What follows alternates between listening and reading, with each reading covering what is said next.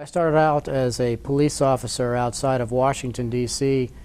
Before I became a federal agent, and I was with the U.S. Secret Service and then the State Department as a special agent, where I immediately got into the terrorism world in 1984, and I was one of the first three U.S. Counter Terrorism agents that we had at the State Department. So, and our portfolio was the world looking at threats against U.S. diplomatic personnel, the embassies, the consulates, as well as various other terrorist attacks directed towards Americans in any capacity. So my career centered on primarily the investigation of acts of terror, as well as efforts to thwart it, such as the Rewards for Justice program, which is a program that we started, which is the $20 million program for the capture of bin Laden and so forth. So that was my career before I came to Stratfor.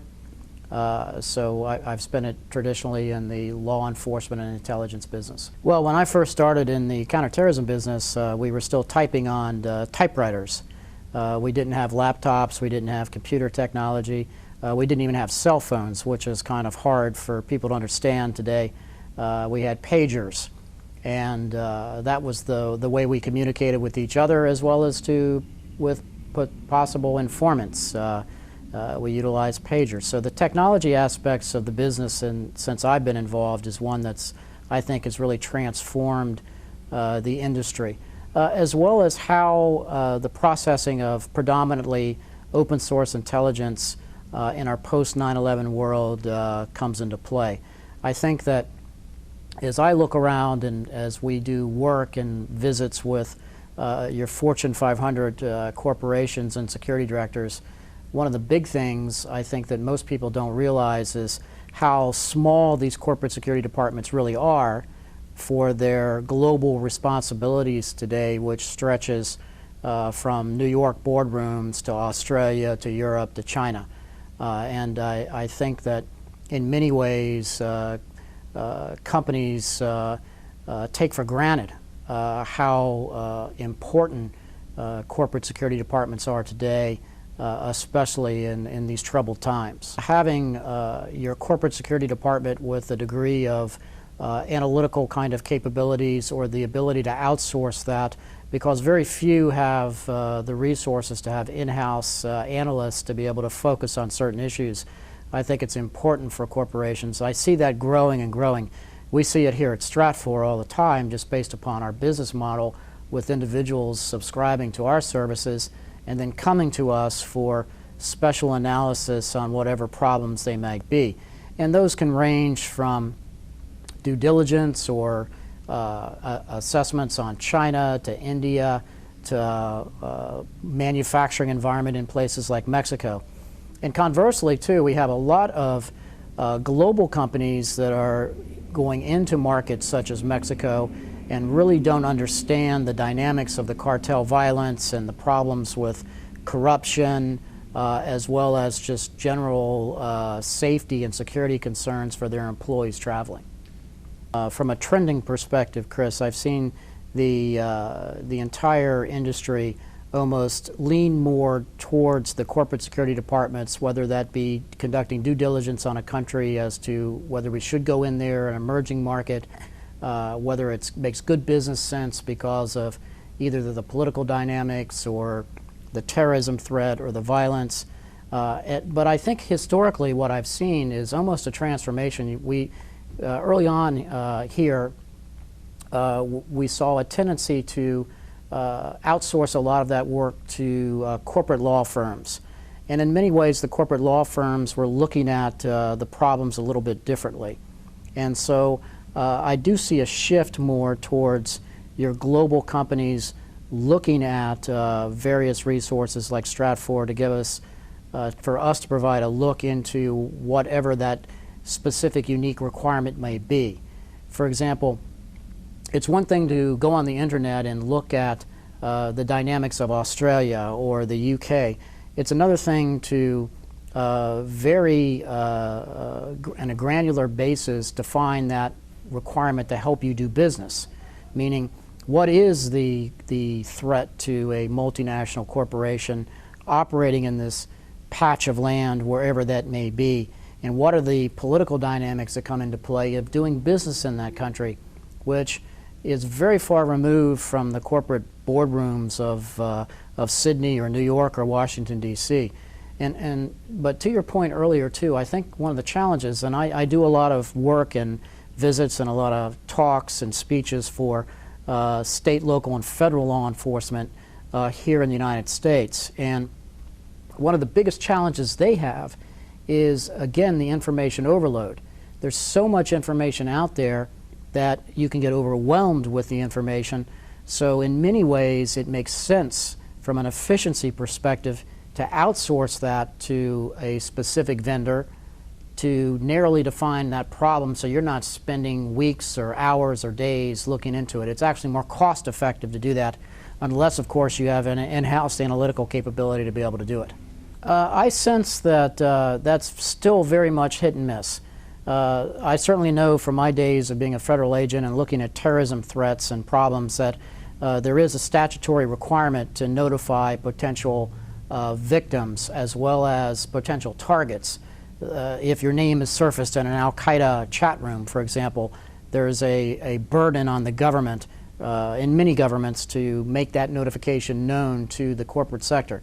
And then also remember, with our global war on terror and our activities around the world in places like Afghanistan and Iraq, there is that merging of government and private sector. So you have a lot of government clearances that are given to corporations so they can either process classified information. But at the end of the day, I still sense that there is a lack of granular intelligence that's passed to the average street cop, and that to me is the failure in the collective system. I look at these organizations like the U.S. Department of Homeland Security and the FBI in many ways, and still at the end of the day, that information is not getting down to that street cop, that beat cop that needs it to do his or her job. And I sense that that's still a failure. And I don't care where you are in the world, your first line of defense is going to be that street cop, and if that street cop doesn't know what to look for or is not getting that intelligence, that's your failure. And I speak from having been a street cop and then having been a federal agent, and it's something that I think many of your watchers can understand that have lived in this world, that in many ways I think the federal agencies fail to recognize that that street cop is also a very good collector of intelligence, but it's a two-way street. You're only as good as that frontline defense, that uniformed security officer that's helping you to protect the perimeter. If there's a failure or a breakdown in that, or if that person is improperly trained or doesn't know what to look for example, as part of the terrorist attack cycle, or has never been trained in how an organization conducts pre-operational surveillance, he or she is never going to know what to look for. And I think that in many ways we have come a long way since 9/11 at professionalizing that industry, but at the end of the day, you still have corporate security departments that are viewed as a cost center and not a profit center. Therefore, the first to get cut in any kind of budget reduction is usually the path of least resistance, which is the corporate security department. And it's very, very cyclical from what I've seen in the years I've been in the businesses here. But I still believe firmly that the professionalism of that uniformed officer in the security services on up to that beat cop is going to begin and end with the degree of information and training that they have and their support network that they have in place. I've always believed that if you empower those people to do the right thing, at the end of the day, most people will. And they want to do a good job, and they're going to be much more cost effective to you as a company if they're treated properly with training and wages and just a sense of esprit de corps. Most of the global corporations that we do work with and that I have visibility in, predominantly their problems are abroad in their sense, meaning that either their global operations are victims from tsunamis to terrorist attacks or concerns for events like Mumbai, or they're sponsors like for the upcoming Olympics in London, and what are the ramifications for that. I think it's very much first and foremost on everybody's mind. Again, though, I think that what happens in the field a lot is a long way away from corporate headquarters, and in many ways there's a general sense of am I getting the actual ground truth of what's happening in that country, or is those results being spun for the benefit of home office, so to speak? You're a long way from home. It would be like trying to report back your findings of what you think is happening here in Austin, Texas, but you're just visiting for a short period of time. And that's very, very difficult to do. So you'll have corporate security managers that will go on these global junkets trying to get a short snapshot of what's taking place out in the field. And you and I both know that the moment that that individual leaves, things just go back to normal. So there's a general sense of, I think, of do I have the visibility I need to make all the rational decisions back at your home office, wherever that may be. There's three specific countries that we get a tremendous amount of interest in from a corporate security perspective, and that would be Mexico, India, and China. And Russia, you would have to throw maybe in a distant fourth. It's also kind of very cyclical there as well, depending on what's taking place. But there's a tremendous amount of interest in what's happening in Asia Pacific. And again, I think that goes a lot to the fear factor that home office is missing what could be taking place. And then you'll see these extraordinary cases start to unfold in the media, whether it be a corruption case, for example, which is what's going on in China today. And everybody back at home office then starts saying, well, is that something that could be impacting on us? Do we have the visibility into there? And then here in the United States, you have the Department of Justice Foreign Corrupt Practices Act. And so there's a sense of how much do I really want to know at times about what actually could be taking place? And the dynamics of that are always coming into play. I sense here from a general concern from my discussions with various corporate security officers that there's a feeling here that governments in general may have put a little bit of unfair burden upon these corporations. You and I both know corporate security departments are very, very small. They're operating for the most part on shoestring budgets. And yet, there's another government requirement to have some sort of due diligence on whatever the issue might be, to include even downstream suppliers that may be supplying products to them in certain kinds of capacities. So I sense that there's a general sense of, well, here's another government requirement that we're going to be held accountable for, but I look around my corporate office and there's still the same amount of people here looking at this issue. So at the end of the day, I think, again, as you and I both know, these jobs are extraordinarily challenging, and the corporate security director today in 2012 is much different than the one that was in 1980 or even in 1990. My first book is called Ghost, Confessions of a Counter Terrorism Agent. It was my memoir that was a New York Times bestseller. And I talk about my career going from the police services to being one of the first special agents in the terrorism arena. And Chasing Shadows is my second book. Chasing Shadows is, in essence, my 37-year quest to find an assassin. In 1973, there was an highly decorated Israeli fighter pilot that was the Israeli military attaché assigned to the Israeli embassy in Washington, D.C., that was gunned down on his front lawn.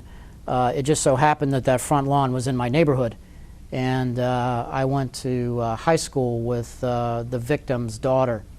So back when I became an official with the government, I reopened the investigation to try to look into who had killed this man many years before, and quite frankly, we were so busy with real-world events, with hostage-taking and hijackings and terrorist bombings, that there wasn't a lot of sympathy on the part of management to look at some of these old, cold cases. So what I've done with Chasing Shadows is reopened the investigation and looked into who had gunned down this individual, and I think that you'll find the ending quite good. I don't want to spoil it for you or your watchers, but the book has sold very well here in the United States. I'm very proud of the fact that we had a Hebrew edition that was done, and the book sold very well in Israel, and is actually listed on the Israeli Air Force official website.